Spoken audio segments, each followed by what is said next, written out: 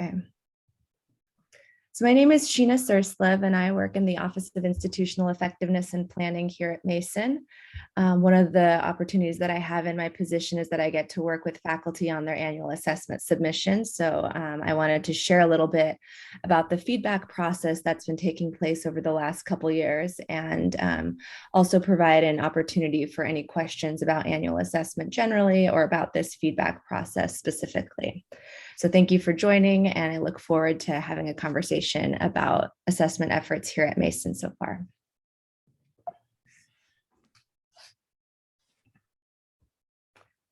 So today I wanted to spend a little bit of time going over the Mason Academic Assessment Council feedback process. This is now a process that's in its second year institutionally. We had our pilot round of feedback this last year. So if you're a faculty member affiliated with a particular program, you probably received a rubric with some feedback about your assessment submission. And I just wanted to go over the process that we employed this year, which is very similar to that we did last year. I'll also share the rubric that was used. It's also a rubric that should be shared with all faculty and programs prior to the assessment process. Is posted on the OIAP website and linked to this presentation. So I'll make sure everyone on this call has access to that resource as well. I'll share some of the themes that we found so far from annual assessment submissions. And I'll also start a conversation about how to potentially integrate assessment feedback for future cycles. So firstly, I wanted to provide a little bit of insight into the Mason Academic Assessment Council, which I referenced earlier. I know there are a few members on the call here today. They are really a wonderful group of individuals who have dedicated a lot of their time to reviewing academic programs. So they're really the core group that has made this new academic assessment process possible, because they take the time to review. We have over 200 programs at Mason, and all of those that submit annual assessment submissions in TK20 now receive feedback thanks to the Mason Academic Assessment Council. So there's 22 members that are in this council, and it includes representatives from each college and school. So that is really important to us, that we have representation from all of the colleges, and that person can really act as a communication liaison to the different schools. There's also representatives from Stearns, the library, accreditation, faculty senate, graduate education, Mason Korea, and we also have our members of OIEP on that council as well. So kind of looking at the sequence of events this past year, as many of you probably noticed, the deadline this past year was a little bit earlier due to our SAC COC reaffirmation. On June 1st, we had all of our programs submit assessment information in TK20. Our campus did a really wonderful job at that. I believe we had a 99% submission rate, which is really exceptional, I think, for a school of this size.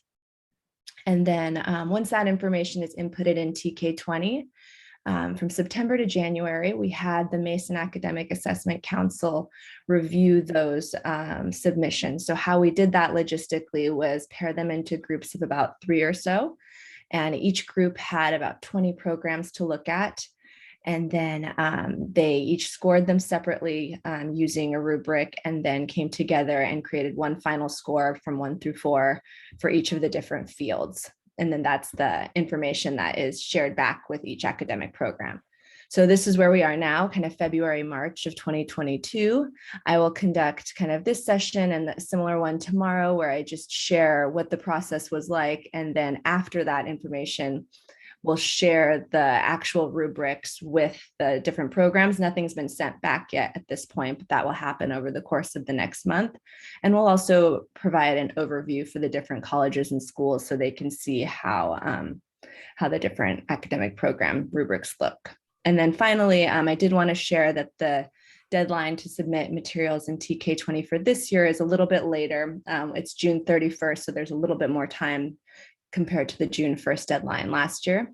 It's also our TK20 contract's final year. So this will be likely the last time that we're submitting in TK20. And once we have other programs that we're demonstrating, we'll make sure to make that information public as well and have input from our faculty constituents. So before I kind of go into the different rubric fields and share a little bit about the themes from the assessment, I was curious if there were any logistical questions about the timeline or process. Be happy to take at this point.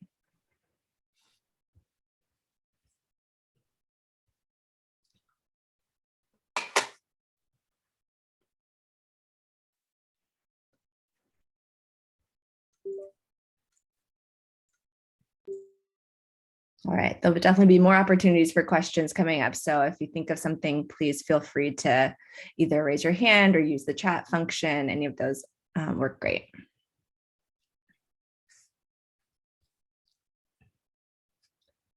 So the rubric itself is comprised of 6 different fields, and it's meant to completely just mirror the way that the TK20 submission looks. So it has all the different components, which is the mission, curriculum map, student learning outcomes, measures, results, and improvements.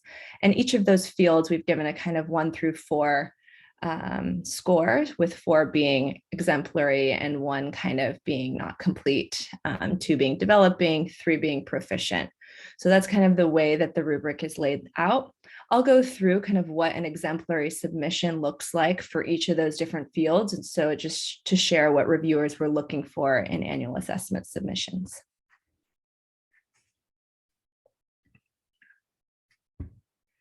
For the mission, the things that the reviewers were really looking for was to have a clear and concise statement that was specific to the unit, articulates stakeholders, and really shows kind of what makes that unit distinct, while also aligning with the respective college and institution. So those were kind of the things that would make a mission jump from sort of just being proficient to really being exemplary. Similarly, when looking at the curriculum maps that all of the units have submitted, they wanted to make sure that it lined up with the student learning outcomes that were submitted in TK20. They include all of the relevant coursework that a student would go through, and they also show scaffolding through some type of a progressive scale. They're also want to make sure that that you use something like, it could be introduced, reinforced, mastered as the exampled here, or a different progressive scale is completely fine. Just something to show what level each student learning outcome is being met by a particular course.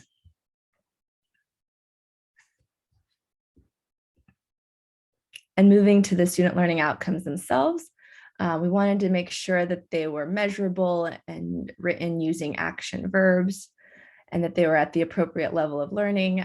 What we mean by that is not that we never evaluate content, but just to make sure that, for example, an undergraduate program and a graduate program of the same degree have sort of differing levels of rigor as appropriate.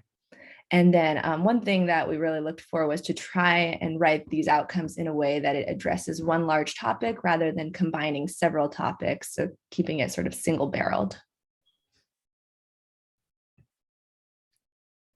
And then I know there's a lot on this slide to unpack, but when looking at the measures, findings, and improvements, those are the kind of 3 respective areas in TK20 that make up the assessment plan. I kept them together intentionally because they really do feed into one another, and it's hard to think about measures or findings or improvements from annual assessment without keeping those together. So when looking at measures, we really wanted to encourage the use of multiple measures whenever possible, and that to make sure that the assessment method is well aligned with the student learning outcome that's being assessed. For the findings, this area is where you would articulate if a target was met, partially met, or unmet. And then this is also where you want to draw any appropriate conclusions from the assessment, and include, of course, any relevant documentation. And finally, in the improvement section, this is an area where we really wanted to encourage departments and programs to include specific actions that they were going to take to improve student learning, and if appropriate, also share improvements that have been made as a result of these assessments in the past. So kind of moving forward, is there any kind of questions about the rubric that was used or the process of annual assessment in TK20 generally?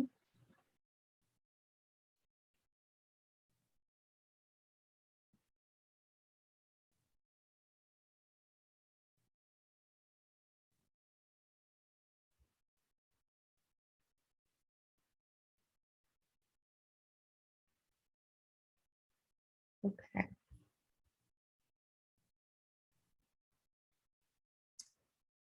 So let's dig in a little bit into common feedback that reviewers saw with the different assessment areas. You may or may not have notes that are similar to these, but I tried to gather some notes for what I saw kind of reoccurring with the different areas and just share those so we have that information as a campus. So in looking at the mission itself, alignment with the college and the institution was something that was frequently cited as feedback. And I think that that is completely logical, since I don't know how much emphasis there has been in the past with making sure that missions align appropriately with the college or institution. I don't think it necessarily has to use language verbatim, but trying to show the connection whenever possible, I think can really help make that exemplary mission. For the curriculum maps, there was quite a bit of feedback to make sure that all program coursework was included. Sometimes departments or programs would only include kind of core coursework. And so trying to really make sure that it captures the full student experience and reflects that in a map. And also, as I mentioned before, integrating a progressive scale to show that scaffolding.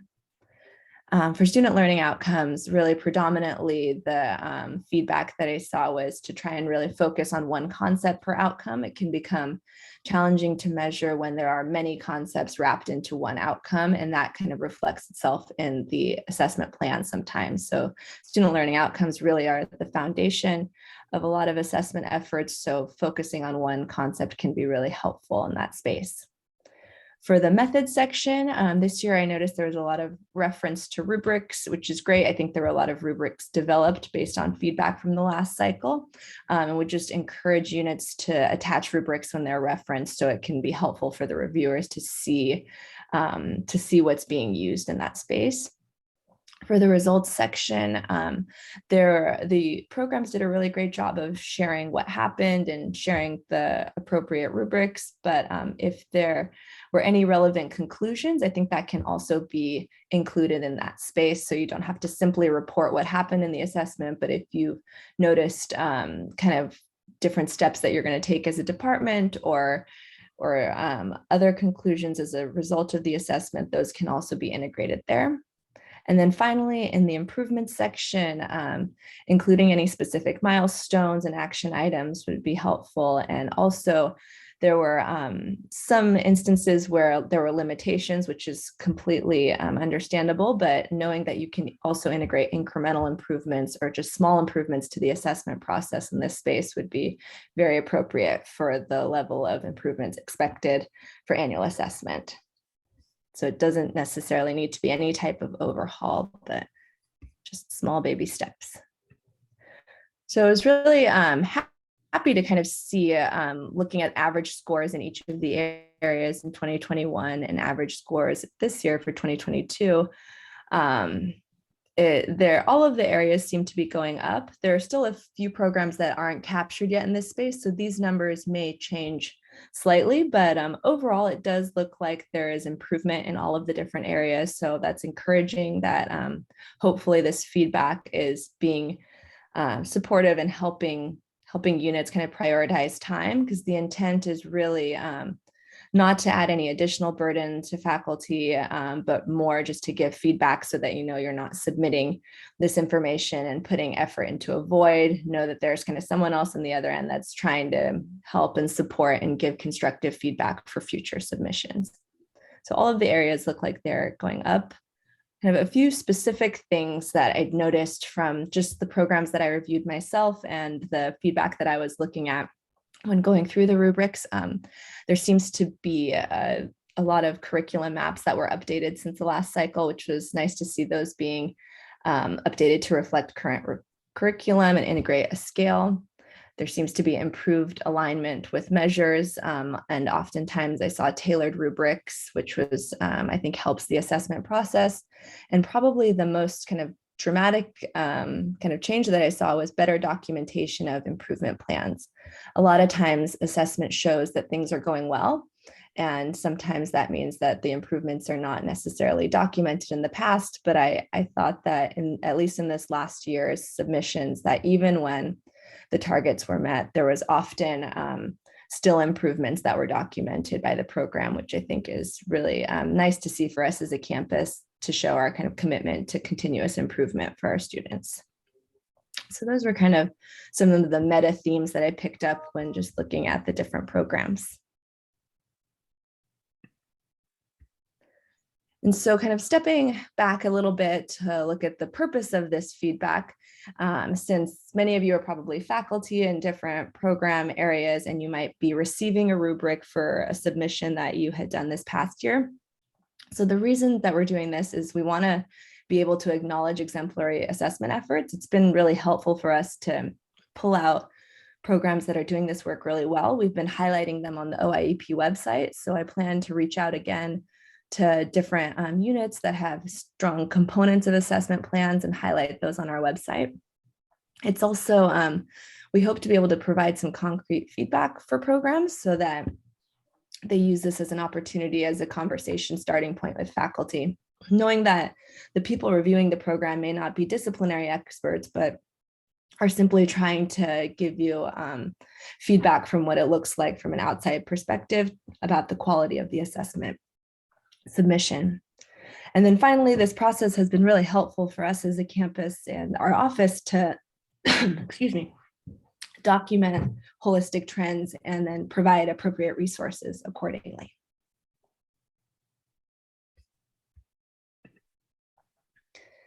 And finally, we hope to continue to provide opportunities for support and consultation. I'm always open to meetings about assessment and working on annual assessment submissions prior to that deadline, which is June 31st this year. And I also linked some of the resources we've developed. So we have a Getting Started with TK20 guide, in addition to a lot of different online modules that we've created on our OIEP YouTube. Additionally, myself and my colleagues are always open to doing custom workshops for different programs. So if that's appropriate in your space, I'd be happy to talk and create something that's tailored for you. And finally, I've also linked some of the dashboards that we have on our website, as those can be helpful assessment resources as well. So I'm going to go ahead and stop sharing my screen to see if there are any kind of questions and go from there.